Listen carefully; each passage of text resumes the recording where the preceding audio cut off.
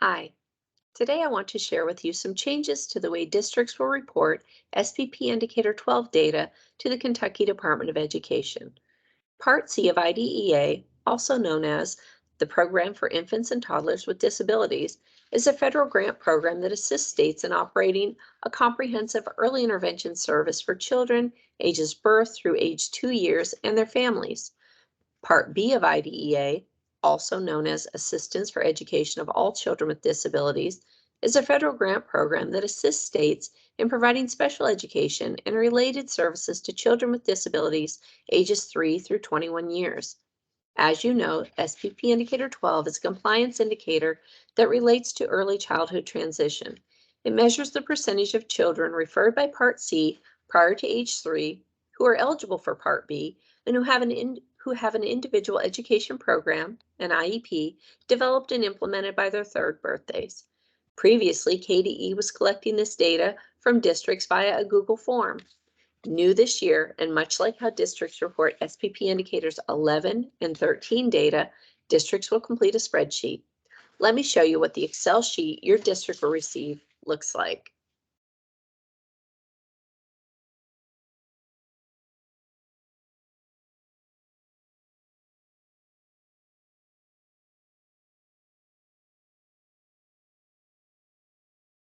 The first worksheet you'll see across the bottom of the Excel document is a cover sheet.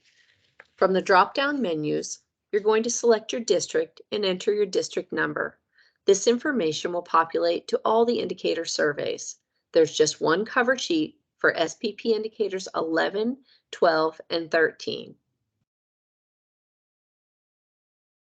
The next tab or worksheet you will see across the bottom of the Excel document is the instructions page for indicators 11, 12, and 13. I'm going to review the instructions for indicator 12. Before I do so, I wanted to mention that districts are responsible for collecting their Part C data throughout the school year.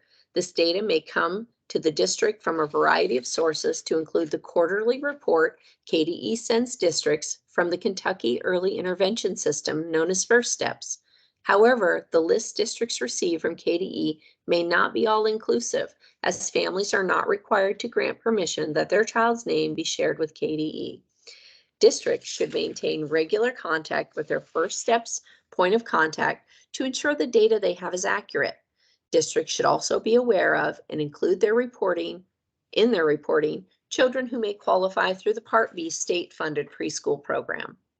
Districts should use the date of the initial IEP meeting to determine which children to include during the reporting period of July 1st through June 30th. To fill out the survey, districts will need to have available the information collected about all Part C children in the district. The instructions will guide you to complete the top of the survey first. These are categories A through F, and I'll show you this in a moment. As a reminder, for indicator 12, each district will include all students who were referred by Part C, who are eligible for Part B, and who had an IEP developed and implemented by their third birthdays.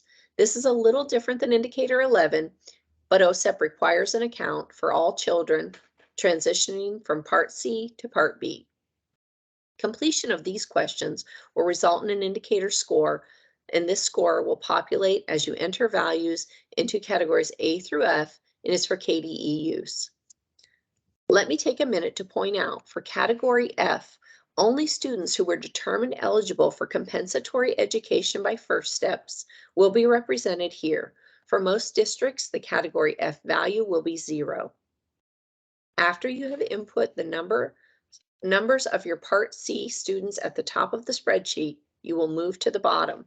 Here you will only enter students who are referred to Part B but did not have an IEP developed and implemented by their third birthdays.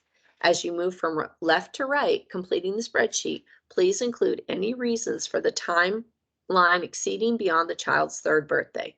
Let me show you the survey. To begin filling out the survey, districts will note the various categories.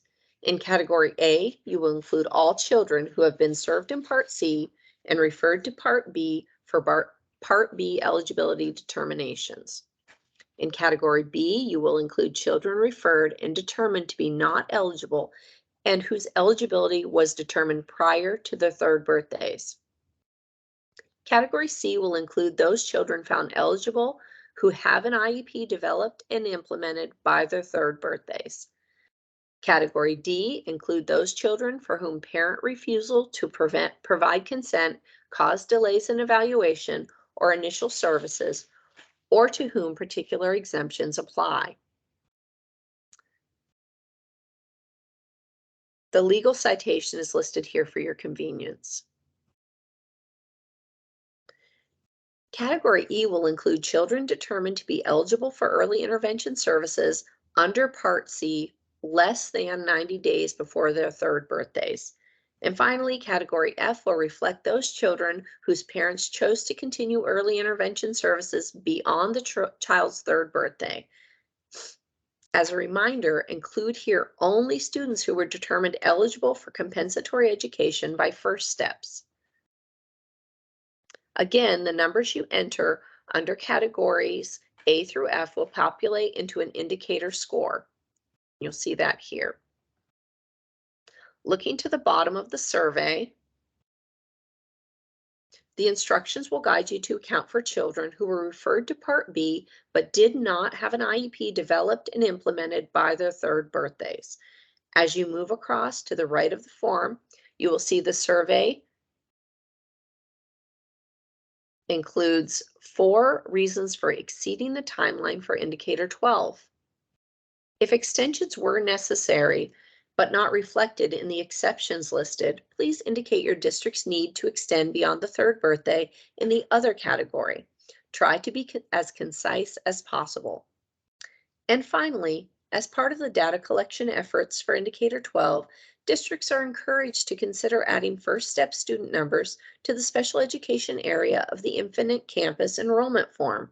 This practice allows the district and KDE to access indicator 12 student information more easily from IC without asking districts to ferret out this information at a moment's notice. This also assists when there's district turnover, as new staff will be able to identify students by sorting first step student numbers. This concludes the new reporting method for indicator 12 training. Enjoy your day.